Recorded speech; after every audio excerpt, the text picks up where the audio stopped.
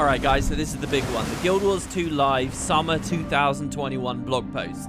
Situation is today, the Icebrood Saga finale came out. There won't be any spoilers about that release in this video. But to accompany that, and whatever hints it has about the new expansion stuff, which at the time of speaking, I still don't know. To accompany that, the devs put up a blog post that is a roadmap for the next quarter or so of Guild Wars 2. It talks a lot about what they're doing in the game right now and has some pretty substantive, interesting information about the expansion. I would go as far as to say this is the first real news we've had about End of Dragons and just general exciting stuff about the game in a while, because obviously we're in a weird place here where with the finale being over but the X-Pack not launching immediately, people are wondering what's going on. And, well, they do have a lot of details. So I've read through all of this once. I've been excited about certain things. I've been underwhelmed by others, and I'm going to run through it all with you guys here. We'll have a good old talk about it. Again, this won't actually include spoilers to the end of the episode. You can expect my discussion on that going forward. So here's what they said, and this is obviously not the first roadmap they've done. The roadmaps are generally okay, but they've been getting weaker as they went along. This one's really strong, though. They say, hello, Tyrians. Today we release Chapter 4 Judgment, wrapping up the Icebrood Saga. To thank you for your support this year, and to aid you on your future adventures, players who have completed every episode of the Icebrood Saga, today and in the future, will receive a special Ascended accessory. Visit the Eye of the North after you finish, and it will be sent to your in-game mailbox. So, the main patch notes, if you caught my video on that, it was kind of a very loose, quick video. I didn't have much to say, but they did talk about an item reward. Maybe this is the same thing. Do remember that when Season 3 ended, they gave us a new Ascended accessory that ended up being a precursor and you could build it into a full legendary. I'm wondering if there'll be an Icebrood Saga legendary trinket. Right now, you have to PvP, you have to World versus World for some of those slots, so maybe the Icebrood Saga is actually going further with that. Later on, the blog post will talk about a new legendary associated with Living World, but not necessarily just the Saga. They say, we know everyone's excited to hear more about End of Dragons, so let's take a look at what's on deck for Guild Wars 2 in the next few months. So, July 27th. Now, let's be clear, as I speak into the microphone, it's April 27th. So, you've got May to sit through, you've got June to sit through, and then all of July. You've got 3 months. But after those 3 months, they say our first major step on our journey to Cantha is coming soon. On July 27th, join us for a live stream event with a tidal wave of information about the third Guild Wars 2 expansion, including features, an introduction to the story, a new trailer video, and Elite Specialization beta event information. Keep an eye on the website and our official channels for more details about the event as July 27th approaches, but for now, save the date. So really, it's an announcement of an announcement. I can get people's frustrations with that.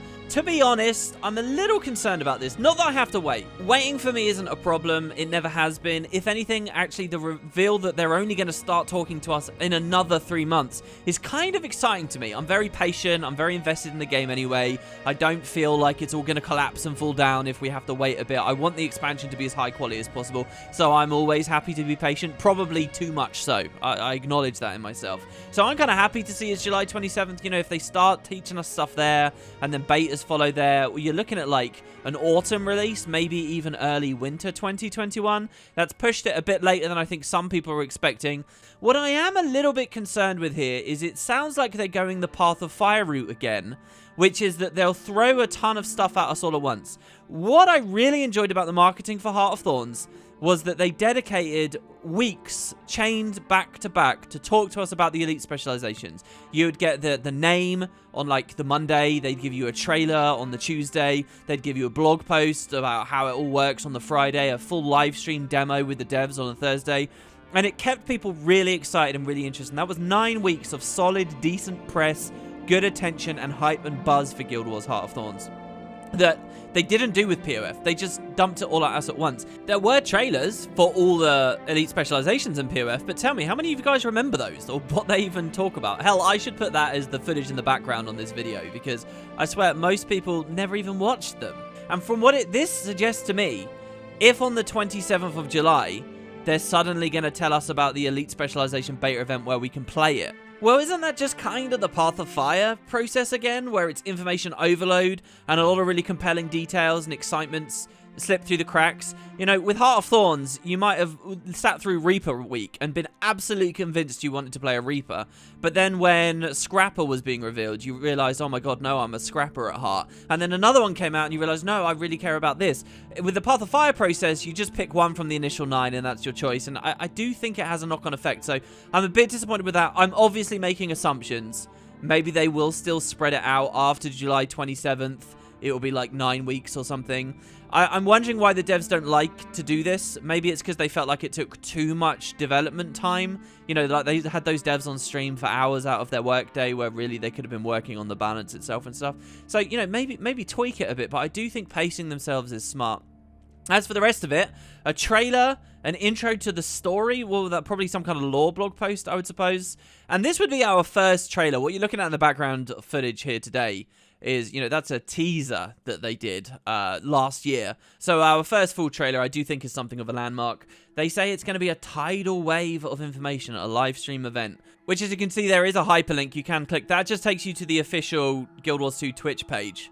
If you're a very casual viewer, you're only vaguely enthusiastic about the news, you've somehow found your way to my video here today, it might be worth clicking follow on that, just in case in 3 months you've sort of forgotten, and you'll see that they're live, and they've got like 10,000, 20,000, I don't know what they'll pull, but you know, they'll have a big stream going on, you know something's going on. So after this announcement of the beta and so on, they do have, you know, this image here. It basically is just what the rest of the blog post is going to talk about, so let's move on. May 11th is the next big thing.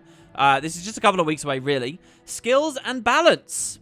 Now, this has kind of been off the cards for a while. Anyone out of touch with Guild Wars at the moment? There hasn't been much balance the past 6 months. The idea has been it's because they're working so hard on the new Elite Specialization, and there's a reasonable baseline that's been established. Obviously, if you're a diligent veteran player, though, balance patches are your bread and butter to keep you enthusiastic and, you know, find new things to do in raids or in PvP or in World vs. World and so on. And it looks like we are getting a good one, finally. They say we've taken an in-depth look at the current state of play across the entire game. This isn't just competitive. PvP, which is basically a dead, irrelevant little corner of the game, is the only one that's been getting balance patches recently. This is going to be everywhere. This update includes changes to boons and conditions. Spoiler, retaliation, resistance, and torment are all getting tweaks. Now, there's not really any commonality between their effects, so don't ask me to speculate on why those three. They're very aggressive, powerful boons and conditions, I'll tell you that much. But the nature of the change is kind of hard to guess. They say they're going to be making sure professions can take advantage of these changes. So does that mean they'll be spread across the professions a little bit more? They are kind of niche elements of the game that you tend to find only on certain specs in certain places. And increasing the viability of several underused elite specializations. So that's an amazing statement to hear from them. It sounds fun and great, but it really depends what game mode we're talking about. Something underutilized in Fractals is not necessarily underutilized in World vs. World or in 10-man or whatever. So I'm really curious like what their perspective is there, which ones are really not feeling good. I've got certainly a lot of elite specializations that don't feel too fun to play in the open world right now. But is that their priority? I somehow doubt it. We'll be back with a full breakdown of these on April 29th. So that's just 2 days away, guys. I can't believe April's almost over. But I'll be there with that news. You can keep an eye on the channel for that. We'll continue to monitor the gameplay balance and play rates for all professions and elite specializations and release additional balance updates as needed before Guild Wars 2 End of Dragons, when we'll release 9 new elite specializations that blow all the balance out of the water anyway. Okay, beginning May 25th. So this is quite late, to be honest. This is like a whole month away. But Living World Complete the Cycle. Some of you guys, on my daily End of Dragons series, we were speculating a little bit about what the interim content might be. That what we're going to be doing that holds us over between this patch, this finale, and obviously the release of the X-Pack. And we had all kinds of ideas of like new story developments. Some of you speculated it might have something to do with Living World Season 1. And you guys were right. Complete the cycle, they say. Living World is the story of the Dragon Cycle. And now is the perfect time to look at everything that's happened on the path that brought us here. Join the mission to catch up on Living World episodes you've missed for free. And jumpstart your legendary journey in Guild Wars 2 End of Dragons. Legendaries confirmed. Starting in May 25th, Living World episodes will be in the spotlight chronologically. Episodes are free to unlock during their spotlight week and will update them with new achievements. Complete all the new Living World Season 2 and 3 achievements to earn a voucher for Guild Wars 2 End of Dragons Precursor Weapon. When the expansion launches, you can redeem it and begin crafting your very own 3rd generation legendary weapon. After completing the new meta achievement for all 3 playable Living World seasons and the Icebrood Saga, you'll receive a legendary amulet as a powerful reminder of your role in shaping Tyria's destiny. The new achievements and their rewards will be available permanently, so you can always complete them even if you miss the spotlight weeks. Wow, okay, so I've jumped the gun here. I thought this was going to be about Living World Season 1 because of that concept art there, which is the attack on Fort Concordia. This is kind of a new player initiative as far as I'm concerned. I think it's a great idea. Obviously, I already said, are they going to do a legendary trinket for the Icebrood Saga? And I don't know, but they have confirmed an amulet that you don't have to PvP for. It just means going back and doing this old playthrough. Now, I know that some of you vets right now are grumbling away thinking, oh, I already did Dry Top. Oh, I already did Draconis Mons. Oh, I don't want to go back to Siren's Landing. But I think this is a very, very good idea. What this basically means, guys, is over the next few months, in the wait for the expansion, you can go to your friends, your family members, people who might actually enjoy this game but currently aren't, and you can say to them, this is a great time to get in. It's a great time to get in because they're releasing Living World for free. That whole gem gate that we're so fearful that, you know, will review bomb the Steam release and all that kind of stuff. That's going away if you're playing through these next few months. And on top of that, you'll be able to build a legendary item. And then beyond that as well, because they're new achievements that the vets have to go back for, it's going to make those maps feel populated. It's not just going to be noobs running around that, you know, you kind of get caught in with this new initiative. Everyone's going to be going back there, and I think that's a great idea. I have often talked about, like, the golden era for Guild Wars 2 was right before Path of Fire and its launch, obviously, the previous expansion. What was so good was they added this new legendary that required you to go all the way back through Season 3. And all these maps that currently felt a little bit, you know, out of the way, a little bit irrelevant, suddenly were flourishing. They were full of life. And we'll get that again. We're going to actually go back. It'll be like Season 2's rolling out again. It'll be like Season 3's rolling out again. Big populations on all of those maps. People with an actual purpose to go back through that. And yeah, they'll get a legendary. Even new players will be getting a legendary in the X-Pack. I think it's a fantastic idea. Big props to ArenaNet on this. Of course, that does then come with the confirmation. They're going for Gen 3 legendaries. I honestly wasn't really expecting this for End of Dragons. In many ways, I'm wondering where End of Dragons will cut corners. You know, maybe time and development constraints cause the expansion to have to be a bit more limited in some ways. I really didn't think, after how hard it was for them to get Gen 2 legendaries out, I didn't expect them to do this. Maybe some new underwater legendary weapons, because there's not currently underwater ones. Maybe an aqua breather. Maybe bags. But to do a full set of Gen 3, and I get that the way this is worded is it might not be a full set of Gen 3. I think it's a great idea. And I'll tell you what as well. I think it's a great idea for them to just slowly roll these out in Living World following End of Dragons. You know, I really think the Icebrood Saga has missed out for not having legendaries associated with the release. You know, think back to Season 3. Think back to Season 4. Those patches came out and it's like, oh yeah, finally, Exordium, the Greatsword's been added. Or, oh my god, look at that shield. It's got a quaggan in a fishbowl or whatever. That was a part of the patches that really added something. We've missed that with the Icebrood Saga. I think it has added a knock-on effect over time. So, End of Dragons pursuing new legendaries. This is great. And people will... I guess the reason it's a voucher is you will choose exactly which weapon you want to start with. Just the pre, but that's a brilliant platform. It's incentive for people to get in now.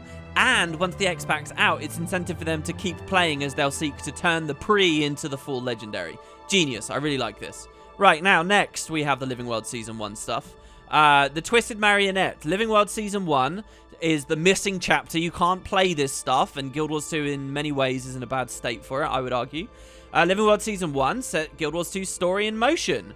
Well, I don't know whether that's true. I think Core did. But ending with the city of Lion's Arch in flames and Mordramoth's awakening. Scarlet Briar left the ruins of her corrupted genius strewn across Tyria, from the broken Tower of Nightmares in Kessex Hills to the Breachmaker's wreckage in Sanctum Harbor. Shortly before she launched her war on Lion's Arch, Scarlet used Lornar's Pass as a testing ground for her colossal watchwork superweapon, the Twisted Marionette. An army of heroes organized a three-pronged assault strategy, destroying Scarlet's forces, surviving the Marionette's attacks, and severing the chains tethering it to the Breachmaker. Until now, the Marionette has lain scrapped in False River Valley, but on July 13th, one of the most memorable battles of Season 1 will return as a bonus event. We've preserved the flow of this highly requested encounter with some adjustments to bring it up to our current design standards. Right. There's quite a lot to say here. First of all, I like that we're getting the Marionette, obviously. When I was initially reading this, I was hoping it was not just the Marionette, but it was the Nightmare Tower as well and the Lion's Arch attack. It's just the Marionette. That's all they've confirmed. I kind of hope that because they mentioned those other events in text here, and those were the two other big ones, really, that the game is kind of wanting for, that eventually they'll do them. It's just it's not this quarter. So fingers crossed for that. I am obviously happy about the Marionette in general. It's great content. It will be fun. It will be a breath of fresh air. It will feel new. It's been, Christ, how many years? 6, 7 years? Don't tell me you remember every little bit of how it felt to experience that. Particularly now with the new changes they'll have in there to bring it up to standard. New elite specs we'll be able to play with. Hell, just elite specs in general. You know, so it should be fun. What I am curious about is the fact they call it a bonus event. Now, that might make you think it's a temporary thing that's going to come in and go away, but I do think this will be a permanent addition to the game. I think there will be a world boss we regularly do now in Lornar's Pass, and it's going to be the Marionette, and it should hopefully have some good loot and rewards as well, so the people are doing it. I think it'll be a permanent function of the game. What I don't think this isn't really a proper Season 1 reintroduction. What I mean by that is you're not going to see Timey studying the Marionette, or Bram, you know, exploring, or Rocks around there. You're not going to see those characters as they once existed with that mindset. I think it's going to be like an event called The Return of the Marionette, you know. They'll wrap some news story around it where they say, oh, the Dredge have been tinkering with the ruins and now it's risen again. It will be something like that. It's not actually Season 1. And this could still be like a little building block they're putting in to eventually have Story Journal Living World Season 1, which is the actual goal and the big thing. But, you know, I'm not expecting anything major here. Just think of this as a new meta event for a lot of you. And while that's good and I'm excited, I am a bit disappointed that this whole, you know, Living World replay is going to start with Season 2. Not Season 1 stuff. How good would it have been if Season 1 was there as well? I guess in the meantime, you guys will just have to, you know, look at the YouTube videos summing up all that story. Like the one made by yours truly. Oh yeah, I love getting those plugs in. Next, we've got the Legendary Armory, which this is really not news. This is a bit like what they used to do with World vs. World Alliances. But they haven't even done that for this, by the way. So here, Legendary Armory is a new and improved way to manage your legendary gear and upgrades. Once a legendary item is added to the armory, it will be available to every level 80 character on your account. No more visiting the bank to share one weapon between multiple characters. More information on the Legendary Armory will be available closer to its release. Now, don't get too hyped up. I know this is about this upcoming quarter, and it's about End of Dragons, all that kind of stuff. You might think this means the armory is coming around this window. I'm not so convinced. The wording there, I think it's probably still got a long way to go. It's not really news. If you've been following the game to any degree, you already know about the armory. You're already excited about the armory. These details about the armory already exist. What this is ArenaNet saying we haven't forgotten about the armory. Don't worry, there is a dude in a corner still cranking it out, you know? A bit like build templates were for a long time. A bit like the World vs. World Alliance situation was for a long time. However, I will note there is hide nor hair of World vs. World Alliances in this whole blog post. Like, they didn't even attempt. So, I don't know. For the first time, I'm a little bit cynical about that particular feature. Actually making it in. Okay, and then we kind of get to the lower areas of the blog post where they talk about their kind of more bog standard bonus event system that they've got in now. Many of these we've seen before, but they'll be rapidly rolling out. Check it out, ongoing summer events. We've got a full slate of competitive and PvE events lined up for May, June, and July. This is the wait for the live stream, basically. So, on May 14th, you've got World vs. World bonus, 100% more world experience, so they're doubling that. Reward track progress, magic find for a full week. There's never been a better time to unlock your Warclaw mount or earn your legendary World vs. World armor. You guys might know this about me. I've been relentlessly in World vs. World since November. And this will probably actually be beneficial to me. So I actually still have the bonus Warclaw track to do. You know, there's like a 200 gold Warclaw reward track that gives you Black Lion keys and stuff. I'll probably do that during that week. On May 25th, there's going to be a PvP week-long bonus. That'll be the start of Season 27. The current PvP season is ending in like a couple of weeks. So I'll be probably playing that. And then the new one kicks off with Call of the Mists and so on. Not that special, but there it is. They have a Fractal Rush at the start of June. Fractals of the Mist have gone haywire and we need your help to stabilize them, play Fractals of the Mist and contribute to the community goal. With all this talk of a whole new generation of legendaries, I think Fractals are a great place for most of us to be looking at this point. This is probably a good time to start getting that into your routine. have a ton of money in your pocket right as End of Dragon starts, and they've got a Fractal Rush there, which is quite well timed. World vs. World No Downstate event returns after that. A Fluctuation in the Mist removes the downstate. I've never actually properly engaged with one of those, so hopefully I'm still into World vs. World at that time. And then on this next page, we have Dragon Bash. Dragon Bash is returning to Holbrack. Now, this is an interesting one to me because of the outcome of today's patch. I don't know what's happening in the finale, so I don't know whether that's going to tweak or change the Dragon Bash in any way. They're very vague about it here. Very, very short little sentence about it. Then there's going to be Tournament of Legends, opportunity to get one of the older legendaries from PvP. And then World vs. World gets another week-long bonus after that. I'm a little bit disappointed that there's no, like, World Boss bonus event. Wouldn't that tie with the Marionette quite well? Wouldn't that help a lot of these new players quite well? You know, because that's the kind of stuff they tend to gravitate towards. I'm kind of disappointed as well that there's not a totally new one that they might have thrown in, you know? When are we going to get our personal story rush or something like that, you know? But hey, there's at least chock-a-block stuff happening. The question is now, is this satisfying when so many of our mindsets was that we'd be getting like some kind of small story updates? You know, I thought that at the very least we'd be getting like dialogue update. You know how like Bangar and Aureen's conversations kept continuing as champions started, and you could kind of log in and the story progress a little bit? You know, like current events and stuff like that. None of that's really going on. Maybe it's just that they've omitted it from this blog post, but I personally think that if it was going to be there, they would have talked about it already. So there's really not going to be much going on with the story here at all until at least after this End of Dragons live stream, at which point we may have another quarter of waiting, or at which point they might suddenly give us a release date. Returning to the start of the blog post, you'll remember they didn't say, you might have noted this, they didn't say the live stream would have a release date for the X-Pack. They said there'd be a tidal wave of information and a trailer, and I can imagine that trailer ending with a release date, but they haven't actually confirmed that, so, you know, it still might be a while off. But yeah, it doesn't sound like there's going to be much going on in terms of like story progression, and a lot of our speculations about the Aether Blades or the Battle Isles coming in or any of that kind of stuff, a full epilogue, none of that's there. Nonetheless, it's pretty exciting. They do round out the blog post as well with some more concept art. You should have been seeing it rolling in the background. In the background, I've basically shown you every bit of media and press we've seen from End of Dragons so far. And, you know, they're just some new shots of the Echo Vowed. I'll be talking about them in my daily expansion series podcast tomorrow. So if you want more thoughts on those, give me them there. For now, though, I want your thoughts. This is it, guys, the end of the video. I'd love to hear what your take is on this. Are you really enthused? I got to say, when I first read through it, I thought, oh my god, this is really good. Particularly the Marionette stuff. But on the other hand, it is a little bit bitter realizing what we've essentially had is the announcement of an announcement here. But hey, at least we've got a bit of a date and something of a guideline. Thanks very much, guys. Best luck to the devs who, as far as I can see, are probably crunched as hell. And, you know, really trying to buy as much time as possible. And I'll see you guys for more very soon. There were actually 3 videos today. There was a daily podcast about End of Dragons. There was a patch note video. There was this. Tomorrow I'll have more story impressions and stuff for you guys as well. So see you soon. Thanks for watching. Oh, and I even did a poll. Check my YouTube page for the poll that I did. I want you guys to vote on the new release. Take care now, guys. See you next time.